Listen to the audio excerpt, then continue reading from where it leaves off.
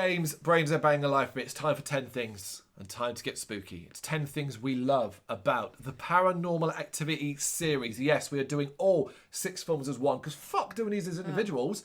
It would be so repetitive. Yeah. Particularly when it comes to the hate side of things. So we've lumped them all in as one to make it easier for us and come up with 10 things I love, 10 things you love, and of course, at a later date, 10 things we hate about the Paranormal Activity series. I will get us started with the love. And it's very easy. I love the simplicity of the original movie. Whatever we can think about the series as a whole, overall, the lack of budget, the total spending of money, and the simplicity of only a handful of cameras in the first film was inspired. It changed the genre. More than Blair Witch did. Yeah. More than Blair Witch did. Yeah. Paranormal Activity sparked found footage, for better or worse, Yeah. in a way that we'd never seen. Low budget as well. It said anybody can make a horror movie if you've got the know-how, the willingness, the talent, and stuff like that. And that simplicity is always going to be worthy of praise, in my opinion. Yeah. Good start. My first one, focusing on the people more than the demon itself. What is this overall or a specific film? Overall, I feel like you see more of the effects it has on the people. Again, it could be obviously budget related, or about paying for demon makeup and things like that. Yeah. Yeah, I appreciated that rather than kind of going, oh god, I don't want to see that. You see less of that and more of the actual effect on people itself. Okay. See that? Okay. See, what are you implying character development, like deep characters? No, the demons. So you don't see like no physical demons. So we've seen films before where it's like, what's this creepy? You don't see much of the demon. Yeah, well, I think a physical demon. I would agree with you up to one point. Yeah. You would have to eliminate the ghost dimension, where it's just demon. I know it's smoke predominantly, and then the sheet over it, and it's screaming and. Yeah, but I mean like a physical embodiment of a demon. That, okay? Well, you mean like a possession? Yeah. Possession. Okay. It looks shit. Okay. Yeah, I prefer that. Okay, I mean, yeah. This is white to each out. I don't know if I agree with you on it, just purely because of what occurs in the latter portions, particularly the marked ones as well, where you get a lot more demon face. You do get a lot more demon face, but it's your one. Yeah. This is a high praise from me, and you must take this in the context of the entire series. The overarching narrative is actually quite good for the most part. So we're talking about the demon, the witches, the coven, the plan to resurrect or embody this demon, the plan for the sisters from birth. We're going to be this. The overarching narrative is strong. Yeah. It is strong for the most part. And I think had that been cut, I'm only doing it in a negative thing. Had it been cut into like 3 movies, it'd probably be a lot better. But like the overarching narrative, I think the story, you kind of want to know what comes next. Yeah. You kind of want to see where this comes to, you know? Yeah. So I had one that matched that. Using the family to tie the story together. Okay. So you can go from different angles and different branches of it, and you can kind of relate back to this one family. I know some of the links are a bit tenuous. Yes, of course. But overall, I felt it was a good way to base the story, make it quite creepy. The fact that it doesn't just go, oh, it's one family, one part of the family, that's it. It's like, no, it's generational. It's there were some clever links and ties in. I do agree. That's what I think. Yeah, you're right about it being similar to mine because that is the overarching narrative. They were smart enough to always leave themselves room and areas here where we can go right. That's how this person is linked here, and that's how that's linked here, and so on. I think the only real time we don't really get that strong is probably the marked ones, where the only real link is a reference to the character from Paranormal Activity 4. Yeah, and the really, is that the 4th one that was really crap? Or the 5th one? The one where it's like the kids more to do about the that's number 4. That's what I'm talking about. Yeah. The number 4. Yeah, that's number 4. Number 5 is the marked ones. Yeah, sorry, I get confused. Yeah. There's so many. There's no more numbers after 4. It's marked ones and then Ghost Dimension. Yeah. Right, I'm going to start individualising some movies now. And I'm going to talk about some individual movies and about points. And I'm going to talk about what I consider to be probably the best or maybe second best scare across the entire series. And it's a classic one. It is from Paranormal Activity 1, and it is the standing over the bed while the clock flies through hours and hours and hours and hours as Katie watches over Micah. Yeah. I think the subtlety of that is fucking excellent. It makes that chill go through your body because it's just uncomfortable to watch. You don't know what it means. You don't get it. You just know that isn't normal behaviour. Yeah, I like that. Yeah. Yes, it was one of the best scares. Yeah, and by doing that speed up footage, you're like, holy fuck, that's hours. Yeah, the physicalness of that is like, really good scare. Yeah. So, linked to that, a genuine creep factor of some scares, subtle but effective. Yep. So, I really found the ones where you kind of sometimes when you're watching the screen for something and something moves that you're not expecting, and you're going, oh, that's it kind of leaves you pretty more chill than jumping and shrieking and stuff like that. It's the early movies, Paranormal Activity 1 to 3 nailed those subtle scares, and each one, I believe, has at least, well, particularly 1 and 3, has a scare that stands out more than any other. 4 would just repeat and start to lose a lot of the side of that, and the marked one in the Ghost Dimension went, fuck that, out you get, big things going on here. Yeah. Which I guess is fine to a degree, because we couldn't just get repeats of the same thing. No. So the problem is that what they ended up doing just wasn't that satisfying. Yeah. But yeah, Paranormal Activity as a series does have some good scares.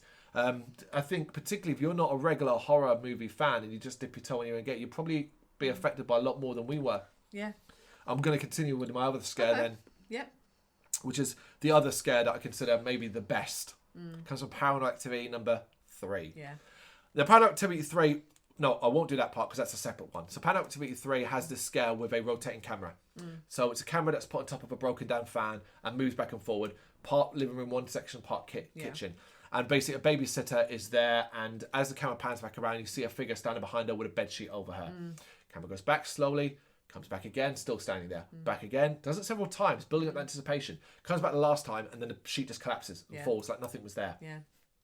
Really? Yeah. That is... Yeah. So, I can't, like I said, I don't care how much I hate the series overall and all that. Shit like that, how can I not applaud that? Fact that you went back and forth more than once with the camera, each time you're like... And you then went back and you're like, and like that's builds up. That's brilliantly done. It's incredibly effective. Linked to that, but not one of my points, was the other scare in Paranormal Activity 3. I think it was in 3, with everything just drops from the ceiling. That number 2. Sorry, I get. The 2 has all the cupboards open. Yeah, everything just 3. It might be 3. See, it's hard. You start getting confused about what's and what. I think it is 3. One where everything just drops, and it's a split second, and it just makes you just. Oh, yeah, 2 had the cupboards all flying open. Yeah. Definitely stuff dropping automatically in one go. But this isn't one of yours. No. Okay. My one was inventive camera use at times. So I linked number 3. So that's why I mentioned it now. Just having that. Okay, so we can't have an oscillating camera. We're just a household. We've not got set up cameras yet. Okay, this has the same motion. Let's stick a camera on. So I thought it was really good because a lot of tropes in like. Found footage are like, oh god, how are you going to film that? How are you going to make that believable? How are you going to film this going on? And that's what they did. Yeah, one of the more praiseworthy things about Paranormal Activity 3 is because they were doing a prequel, they had now to use the technology that was available to match it up. It reminded me a lot of how effectively done the last Final Destination movie, where they tried to hide the technology to keep it prequely. Yeah. And this does that as well. And like you said, that moving camera and coming up with the idea of putting that big ass video camera on a broken down fan was genius. Was so clever, and it's well worthy of praise. And I'm going to continue into that by now praising one particular movie, which is Paranormal Activity 3. After the excellent first film, well, all right, no, let me take that back. The very good first film. Yeah. To me, the disappointing sequel, 3 was fresh as fuck. A prequel that felt clever, scary again, but developed the story significantly. So much so that it could have ended there. Likeable characters, well acted. Number 3 is one that, I mean, unfortunately, I don't think you can watch it out of order. No. I think you would have to watch 1 and 2 to really get a lot of what 3 is. Yeah. But man, oh man, 3 is arguably the best one of the bunch. And yeah, I really think at that point, and particularly when you reach prequel territory, feeling fresh and interesting again is hard. Yeah. They did very, very well. Definitely. Yeah. So my next one is linked to that again. Some of the characters are likeable and you don't want the demons to mess them up. Yep. Like when you're watching Families, you're like, oh, I don't want you to kind of get messed up. Like the boys and the marked ones, they're idiots, but they're not bad kids. And you're like, oh, I don't want to see you get messed up. So yeah, I like the idea of getting attached to these characters. A lot of films, you're like, oh, I don't care. Yep. So yeah, I appreciate they took the time to develop these guys. I have the exact same thing, specifically about the marked ones, because I disagree. I don't think there's anyone else in the films, except maybe the characters in 3, but even then, I don't know how much I care in that sense. But like Micah and Kate from the first, Kristen and her husband from the whatever. However, the marked one spent some time with its young duo, the boys, making them incredibly likeable, really likeable, and that was such a shocking shock to us because it was like, shit, kind of like these people, and making likeable characters. in Paranormal Activity, by this point, the 5th movie, particularly after number 4, which is horrendous to get through, with some of the most unlikable of the bunch, it was so like, oh, this is nice. Yeah. I agree with you, yeah. Go again, we double up? Yeah. Lack of proper gore in the scares. Okay. So it was kind of, we didn't have to have, there's a bit of blood, but it wasn't over the top. And I appreciated that. It's sometimes nice to have that, where your brain has to kind of go, oh, that's creepy. That's not just disgusting to watch. Yeah. So, Yeah, absolutely. I think a lot of it's more fill in the blanks yourself sometimes, you know? Although sometimes you do just get like, here's someone being crunched in half or neck broken and stuff like that. I'm sticking with the marked ones. Okay. And one thing I think I really love about the marked ones is where it ties up a plot point from the original. So this is right at the very end of it when one of the boys goes through the magic door, the time travel door. Yeah, well, you know, let's not talk about that aspect. Yeah. But it reveals that. So basically, in the first film, at the end of the film, Katie goes downstairs when she's possessed, and you hear her screaming for Micah. Micah runs downstairs, you hear him screaming, then Katie comes back up, and you see Micah's body fling and hit the camera. Yeah. That was how that movie ended. We now see exactly what occurred, and the marked ones included it. The time travel door sent him into the kitchen of Katie. Katie sees him, wakes up out of her trance, and panics. Yeah. That's what she's screaming about. Well, Micah comes downstairs, he comes to attack the boy, and then Katie then attacks Micah. Yeah. That's the event that occurred. Yeah. They did not have to do that. No. Oh, it was really cool to link but that. They linked it. Yeah. And I got, that's very praiseworthy. Yeah.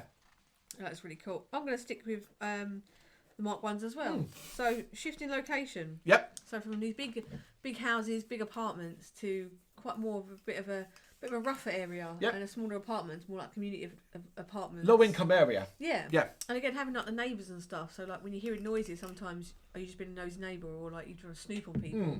So I really appreciate that, because when you see these big houses, like I can't relate to a big giant mansion. Yeah. It's... The pool sprinkler being thrown in. I'm like, but yeah, like a little apartment block. Yeah, I can get on behind that. Yeah, 5 out of 6 of the movies focus on the exact same style of thing, which is a massive American house. Yeah. So it was quite refreshing to have this apartment, small, where lots of generations live in it and stuff like that. Low income area, basically. Yeah. And it was kind of refreshing.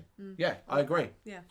My next one, a lot of the kids do really well. Like this is a franchise that has a lot of its kids front and centre, and I think they do deserve praise. A lot of the child actors do very, very well. You know, you end up focusing on number 3, of course, because it's 2 young girls, but elsewhere, number 4 has the 2 young boys that do pretty well as well. There is strong child actors across it. The little girl in the Ghost Dimension does well as well. Yeah. There's some quality child acting in this. Yeah. So I've linked to that one. I said the acting overall was good. There's certain people in certain films I'm like, no, you're not very good. But I said kids did well, and that helps you through like the rougher films. You're like, okay, so they're carrying this. Yeah. Because when the kids are wooden, it's so obvious. It's so obvious, because obviously adults have got more, not a range of emotions, but they can talk more. So their emotions, sometimes their acting can be like glossed over. But with the kids, because they're saying a lot less and a lot less complicated phrases, it's so obvious when they're shit. Yeah, it would have really harmed a lot of these films and these franchises if we had even one child who was particularly poor, and you'd have been like, shit, that stands out like a bad smell. You know, so it's good that they didn't. Across the franchise, pretty much everyone dies. I love that. I love the fact that ultimately there are very few survivors of these events. Everyone that you see at the start pretty much dies, barring, I think, the young teenage girl from Paranormal Activity 4 is the only one, I think, who doesn't die. But everyone ends up dying. That is thumbs up on mine, you know? Particularly because a lot of the people are fucking unlikable. So, piss off. I had that one as well. No happy ending. Yep. So. Well, that's different than what I said. No happy ending. Because my next one then, my last one, is that as of right now, as of this time, so as of recording, November 2020, this series has ended with the witch's plan come to fruition on a negative ending, that the demon is resurrected or reborn in the body of a human. It worked. Everyone good died, and the evil has won out. Yeah. Let's keep that, please. Yeah. Yep. Going with that. Yeah. This is my last one. In the first film, when the medium is genuinely freaked out about the demon, doesn't even want to come in, doesn't. Oh, the bloke. Okay. Like, is he a medium?